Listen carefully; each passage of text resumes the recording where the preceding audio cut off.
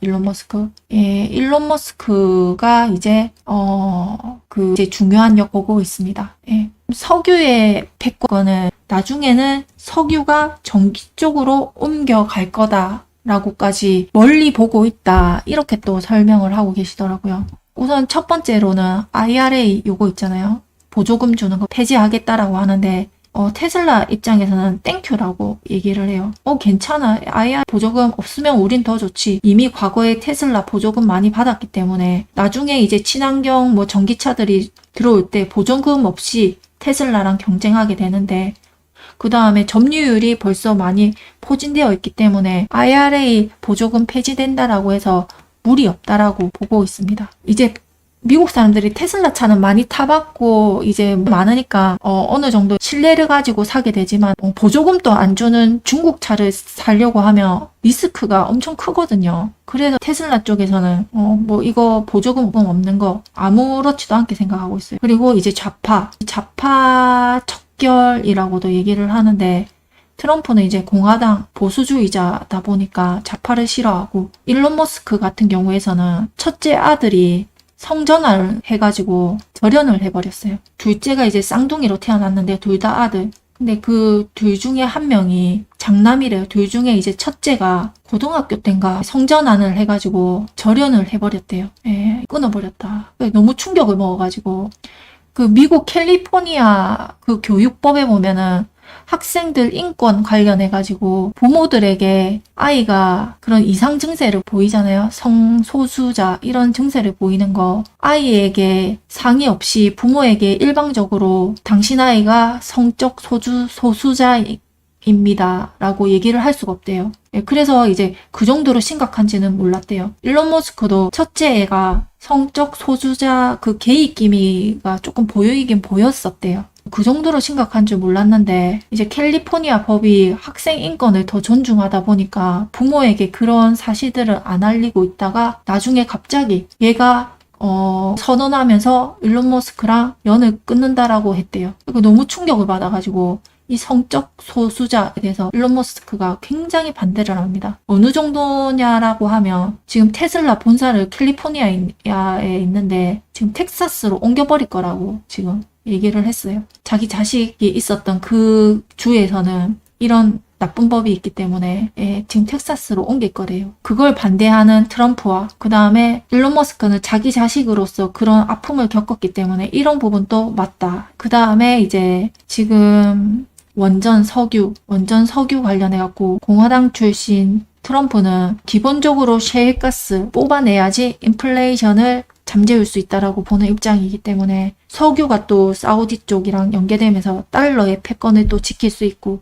이제 석유 석탄을 사용하는 거를 굉장히 지지하고 그리고 원전 같은 경우에서도 지지를 하고 있어요. 그러면 일론 머스크 회사가 전기차 그 다음에 AI 회사이기도 하잖아. 가동시키기 위해서는 많은 전기가 소모돼요.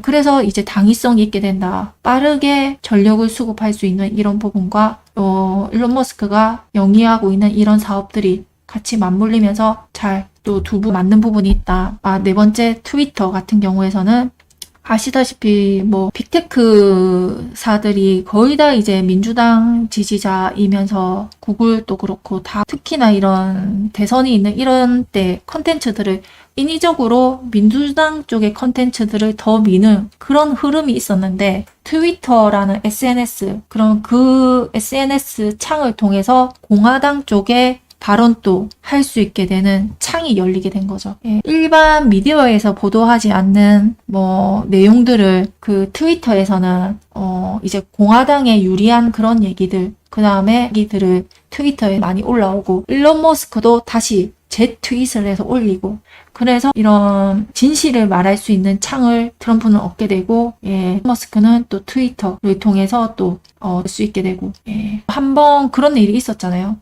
예전에 인스타그램 때문에 메타 저커버거가 한번 법원에 불려가가지고 한번 청문회를 한 적이 있는데 그때 이제 인스타를 통해 자식을 잃게 된 부모들이 와가지고 메타한테 엄청 뭐라 했어요. 그래서 이제 저커버거가 고개 숙이고 진짜 죄송합니다 쏘리라고 그 청문회장에서 얘기도 하고 했었거든요. 그때 그 길을 비집고 들어가가지고 일론 머스크가 우리는 유해 그런 단어들 그리고 아동에게 악영향을 미치는 그런 컨텐츠와 댓글과 그런 것들을 이미 10년 전부터 철저하게 막고 있었습니다.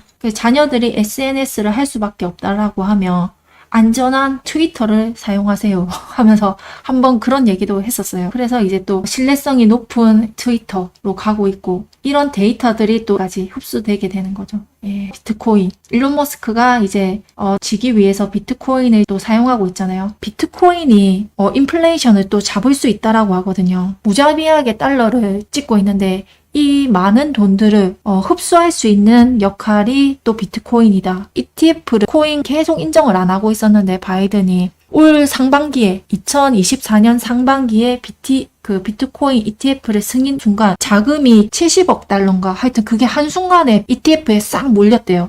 그러면서 이제 뭐 혹시나 정책을 안 해도 바로 그 흩어져 있던 달러들이 바로 딱 다시 걷어들일 수 있게 되니까 이것도 굉장히 인플레이션 역할로 굉장히 중요한 역할을 한다 라고 하면서 굉장히 또 지지하는 부분이 있습니다. 또 다 아시다시피 일론 머스크는 도지 코인의 주인이시고 이분 또 기업가이시고 이분 또 기업가이신데 서로한테 이제 윈윈이 되는 전략들이 정말 많아서 서로 이렇게 하고 있는 부분이다. 그래서 지금 에너지 부분이 굉장히 또 중요한 부분인데 지금 사우디에서 중동에서 수입을 많이 하다 보니까 사우디도 무시할 수 없는 국가인데 거기에 내전이 너무 많이 일어나다 보니까 달러의 패권이 흔들릴 때가 많거든요. 거기다가 중국이 또 러시아의 석유를 막 사들이고 이러면서 이제 달러의 패권이 흔들릴 때가 많은데 나중에 되면은 전기의 패권이 석유를 이겨먹지 않을까 하면서 이 전기의 패권을 지는 사람이 나중에는 요 일론 머스크